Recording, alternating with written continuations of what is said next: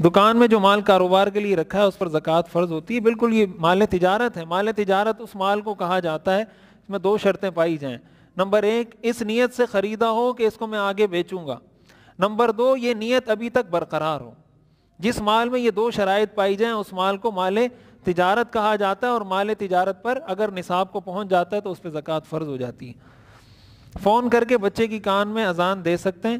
اذان تو دے سکتے ہیں فون پر. آپ اگر فون پر اذان دیں گے تو ظاہر ایک مکلف عاقل بالغ شخص کی آواز ہے, وہ اذان دے رہا ہے, اس میں ایک مجلس کا ہونا ضروری نہیں ہے, اذان دی جا سکتی ہے. فون پر نکاح ہو جاتا ہے. نکاح فون پر نہیں ہوتا, اس کی وجہ یہ کہ نکاح میں شرط ہے, مجلس ایک ہونا شرط ہے, کہ نکاح میں دونوں ایک مجلس میں ہوں. اور فون پر جو نکاح ہوتا ہے اس میں ایک شخص ایک مجلس میں ہوتا ہے, دوسرا شخص دوسری مجلس میں ہوتا ہے. اس کا حل فقہا نے یہ لکھا ہے کہ جو آدمی دور موجود ہے وہ کسی کو اپنا وکیل بنا لے, فون پر کسی کو وکیل بنا لے کہ بھئی یہاں نکاح ہوگا, تم میری طرف سے قبول کر لینا کہ اس کی طرف سے میں قبول کر رہا ہوں. تو وہ وکیل مجلس میں موجود ہو, لڑکی والے بھی موجود ہوں, لڑکے کا وکیل بھی موجود ہو, یا اگر لڑکا ہے تو لڑکی کا وکیل, جیسے ہمارے ہاں ہوتا ہے نا, جب مولوی صاحب نکاح پڑھاتے ہیں تو لڑکی تو نہیں موجود ہوتی, لڑکی کا وکیل موجود ہوتا ہے, تو مجلس ایک ہو جاتی ہے. تو اگر کوئی باہر ہے وہ اسی طرح کسی کو وکیل بنا دے, وہ وہاں آ کر جس طرح لڑکی کا والد یا وکیل کہہ رہا ہوتا ہے کہ میں نے بچی نکاح میں دے دی, تو لڑکے کا وکیل کہہ دے کہ میں نے اس کے لیے نکاح میں قبول کر لیا, تو نکاح ہو جائے گا. اونٹ کا گوشت کھانے سے وضو ٹوٹ جاتا ہے. اونٹ کا گوشت کھانے سے وضو نہیں ٹوٹتا. ابتدائے اسلام کے اندر یہ حکم تھا کہ ہر آگ پہ پکی ہوئی چیز کھانے سے وضو ٹوٹ جاتا تھا, یہ حکم تھا اسلام کا. بعد میں یہ حکم منسوخ کر دیا گیا کہ کوئی پکی ہوئی چیز, آگ پہ پکی ہوئی چیز کھا لیں تو وضو اس سے نہیں ٹوٹتا.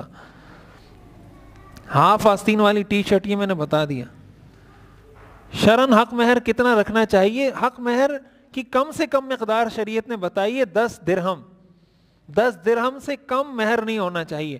10 درہم آج کل کے تقریباً کوئی 4,500-5,000 ہزار روپے بنتے ہوں گے. یہ کم سے کم مقدار ہے.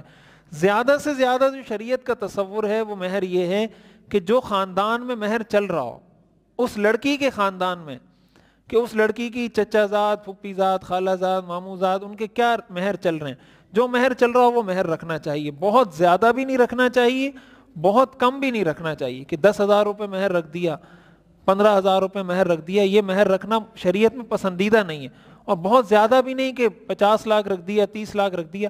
یہ بھی ڈیپینڈ کرتا ہے, کیس ٹو کیس ڈیپینڈ کرتا ہے. کسی کے لیے 50 لاکھ بھی مسئلہ نہیں ہوتے, کسی کے لیے 50,000 بھی مسئلہ ہوتے ہیں. تو دیکھنا چاہیے کہ اس کے لیے کتنا افورڈیبل ہے, اس کو وہ رکھیں. فجر کی جماعت کے دوران 2 سنتیں پڑھنی چاہیے یا نہیں؟ اگر نماز کی آواز آ رہی ہے تو کیا ہے؟ اصل میں فجر کی جو سنتیں اس کی تاکید بہت زیادہ ہے, اور حدیث میں اس کی بہت زیادہ اہمیت بیان کی گئی ہے. اس لیے علماء نے یہ لکھا ہے کہ فجر ویسے جماعت کھڑی ہو جائے تو سنتیں پڑھنا جائز نہیں ہے عام نمازوں میں, فجر اس سے مستثنیٰ ہے.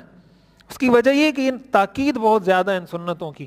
تو اگر جماعت کھڑی ہو گئی ہے تو آپ سنتیں پڑھ سکتے ہیں, اس شرط پر کہ آپ ایسی جگہ پہ کھڑے ہوں کہ لوگ آپ کے آگے سے نہ گزریں. بعض اوقات جماعت کھڑی ہو جاتی ہے, لوگ پیچھے آ کے بالکل گیٹ کے بیچ میں کھڑے ہو کے جو ہے نا سنتیں پڑھنا شروع کر دیتے ہیں. کسی ستون کی آڑ لے لیں, کسی دیوار کی آڑ لے لیں. اگر آپ کو یقین ہے کہ میں سلام سے پہلے پہلے نماز میں شامل ہو جاؤں گا تو سنتیں پڑھ لیں. لیکن اگر آپ کو لگتا ہے کہ سلام میں شامل نہیں ہو سکوں گا اور نماز ہو جائے گی, پھر سنتوں کو چھوڑ دیں اور نماز پڑھ لیں. اور پھر اشراق کا وقت جب داخل ہو, سورج طلوع ہو جائے, اس کے بعد اشراق کے وقت میں وہ 2 رکعتیں ادا کر لیں زوال سے پہلے پہلے. اگر زوال تک وہ سنتیں ادا نہیں کی پھر اس کی کوئی قضا نہیں اور ادا نہیں ہوگی.